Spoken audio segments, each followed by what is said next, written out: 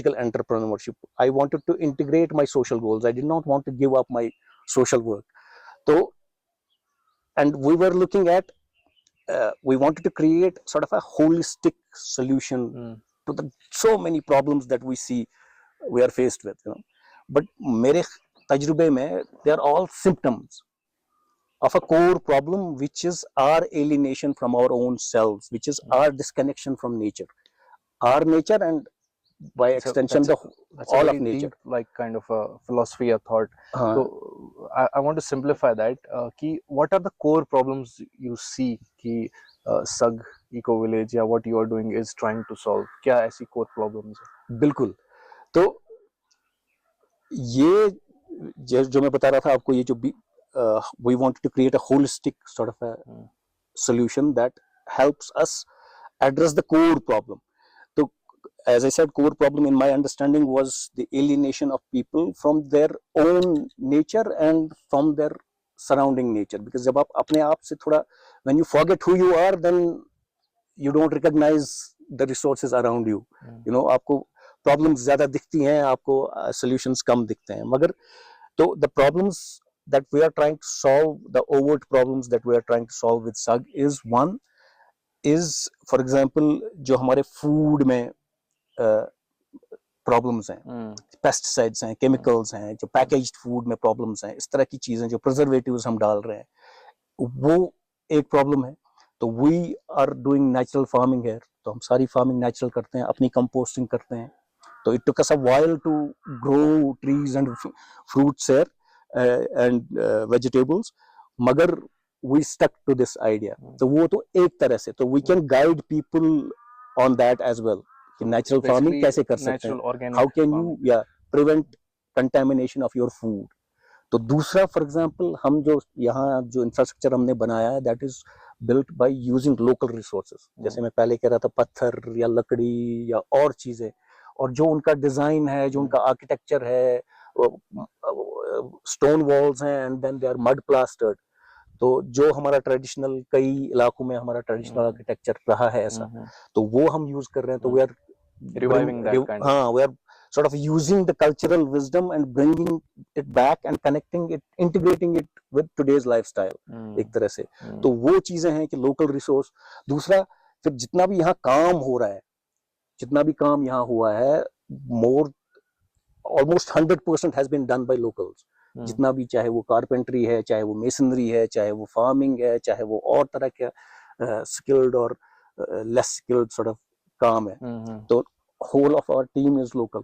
तो इस तरह का, तो एक वो लोकलाइज्ड जो डेवलपमेंट है या लोकलाइज्ड इसका एंटरप्रेन्योरशिप का एक मॉडल है, वो हम फॉलो करते हैं. उसके अलावा जो हमारी फार्म की प्रोड्यूस है, we are also experimenting and using cultural traditional recipes to preserve food. हम पिकलिंग करते हैं, हम जैम्स बनाते हैं, हम ड्राइड स्टफ बनाते हैं, मगर वो सारा हम अगेन ट्रेडिशनल रेसिपीज यूज करते हैं, नो प्रिजर्वेटिव्स. तो वो चीज में, उसके साथ साथ हम हैंडक्राफ्ट्स, जैसे ग्रास मैट्स आप देख रहे हैं, विकर चेयर्स आप देख रहे हैं, या ग्रास बास्केट्स हम बनाते हैं. तो जो हैंडक्राफ्ट्स इलाके में हैं, जो the people already have those skills, तो मगर उनका मार्केट नहीं है, because they are not being used anymore. तो we are using them here and we are also trying to promote them and selling them. तो वो भी एक, so we are sort of promoting local artisans, local crafts, उस तरह से.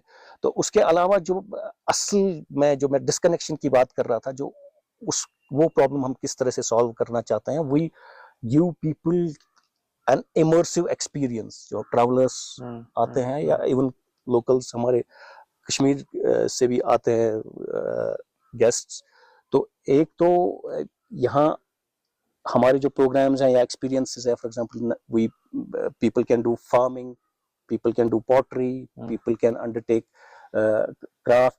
हमारा एक स्टेशन है पूरा, so आर्ट एंड क्राफ्ट, वो सब जगह हैं कि when people can come and experience, people can come and undertake those experiences. So all of these experiences are, and the whole setting, जिस तरह का हमने ये spaces बनाए हैं, people can just sit and relax. इसको हम इकोथेरेपी का जो आइडिया है, वो हमने यहाँ इम्प्लीमेंट किया है कई लेवल्स पे. So people can just sit listen to the bird song, reconnect with the nature's frequency. तो इस तरह से we help people just de-stress and relax and reconnect with nature. तो जैसे इस तरह की चीजें हो जाती हैं तो obviously it helps them, you know, एक तो de-stressing तो होती है, but also it has an healing impact on us. Nature has a positive kind of energy. क्योंकि हम भी नेचर ही हैं, तो हमारी जो ओरिजिनल फ्रीक्वेंसी है that matches nature's frequency.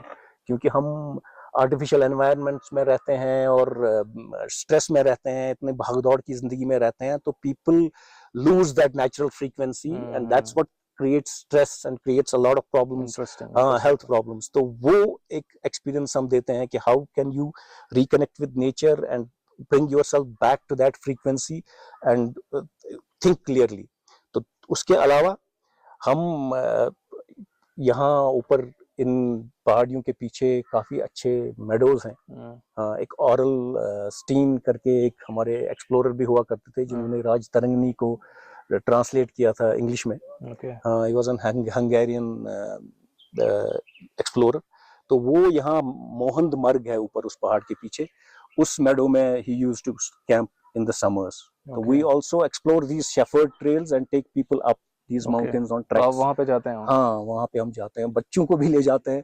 काफी खूबसूरत चीजें हैं, मगर the whole idea is to help people get out of the chaos, reconnect with nature and thereby feel rejuvenated.